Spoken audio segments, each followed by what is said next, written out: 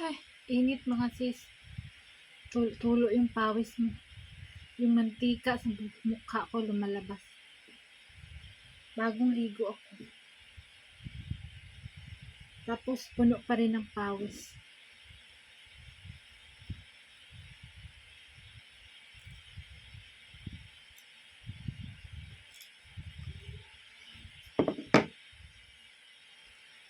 Kumusta kayong lahat? Pasensya na, parang bungi si Rosana. Magpapabunot ako ng ngipin mga sis. Bunutin yan. Ang init dito sa amin ngayon sobra. 45 ang pinakamataas so far. Pero alam nyo sa ibang lugar dito sa Pakistan, umabot ng 55. Doon sa ibang kabayan natin. Super, ang init. Super init, pero ang kapalit nito, sobrang lamig na naman sa winter.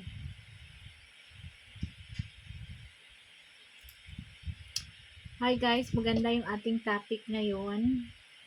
Kasi bago akong bigo. Matagal ko na tong i-topic sana. Naalala ko ngayon. Maraming salamat sa Still here to support me, to support Elias family. Nakakain pa rin hanggang ngayon. Diba? Dahil sa inyong lahat na still andyan, lalo na sa comment section. Yung iba hindi nagko-comments, pero thank you so much. Salamat. Alam niyo mga sis, hindi talaga ako nagpapahaba ng buhok. Ganito lang yung buhok ko. Pag humaba na naman, putulan ko na naman. Ako lang nagpuputol-putol. Ayaw ko magpahaba ng buhok kasi alam niyo kung bakit? Maaksaya sa shampoo at saka sa conditioner.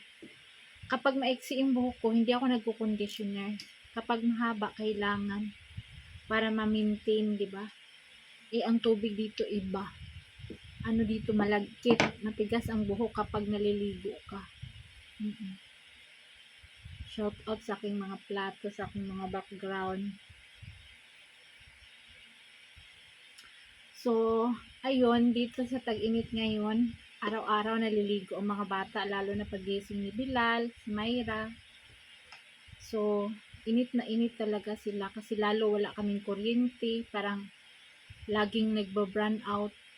Tapos yung ceiling mo mababa pa rin. Katulad dito sa kitchen ko, yung ceiling ay yung ano niya, yero yung bubong niya, sobra. Tumutulo yung pawis sa mga katawan mo.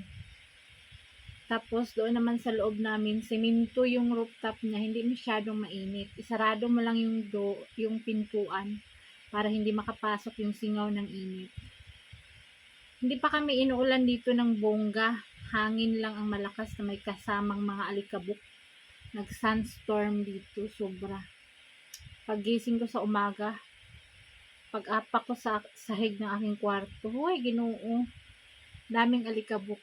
Dito sa labas, nagwalis na rin ako. Ilang daspan na alikabok ang daspan ko. So, yun mga sis. Ang topic dito, bakit mahaba daw ang buhay nila. Oo. At saka nabasa ko rin to sa isang article sa FB na ang pagligo pala ng everyday nakakasama pala sa kalusugan daw. Yun daw yun. Yung sobrang linis sa katawan, masama din daw sa kalusugan.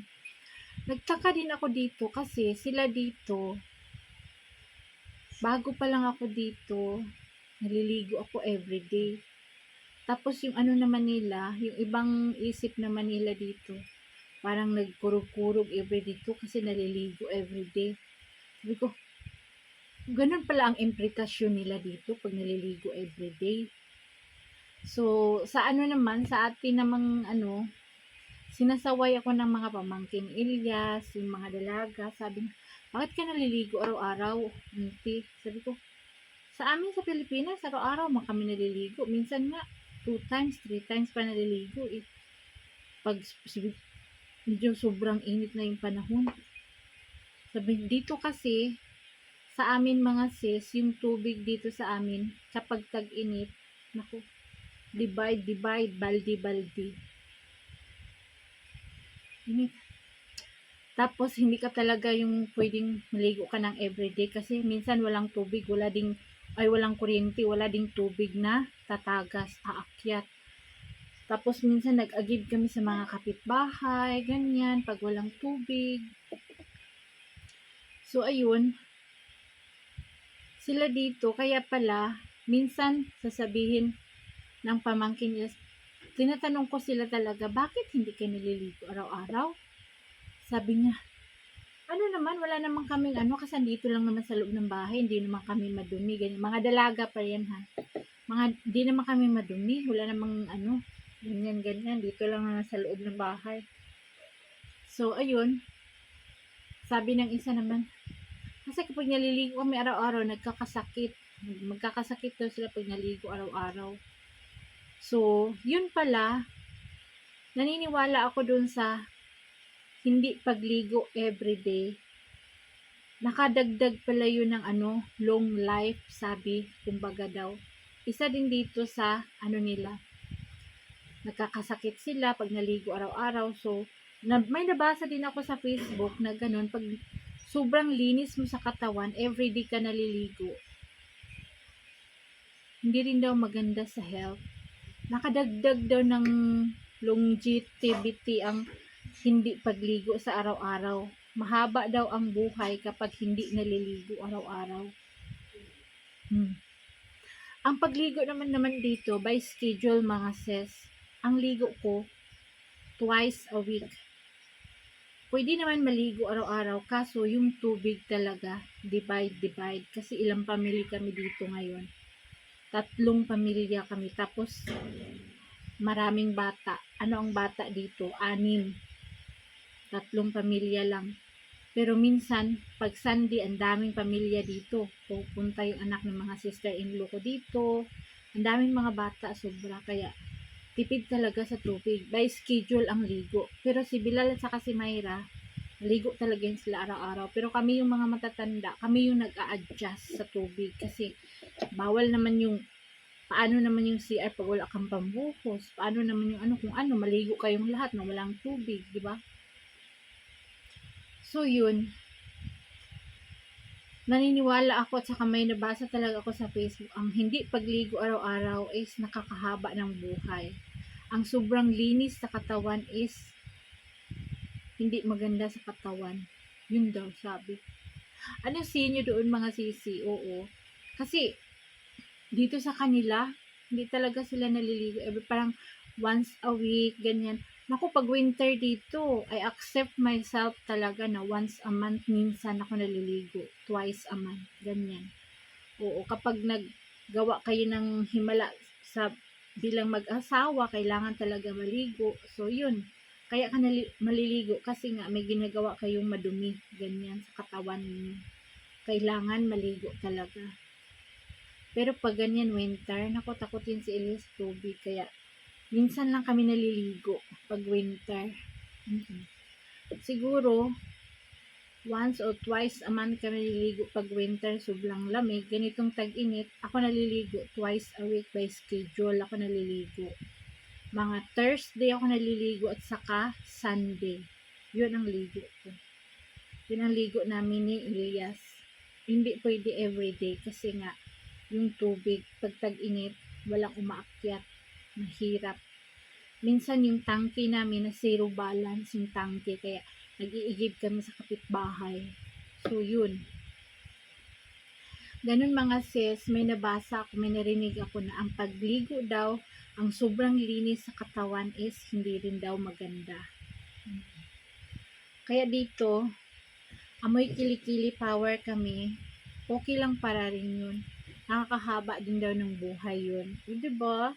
Kakaiba. So, yun. Ayun, parang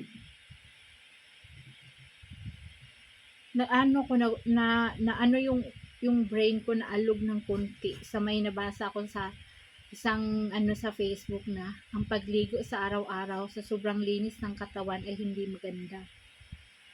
Ang pagligo ng minsanan lang ay nakakahaba daw ng buhay.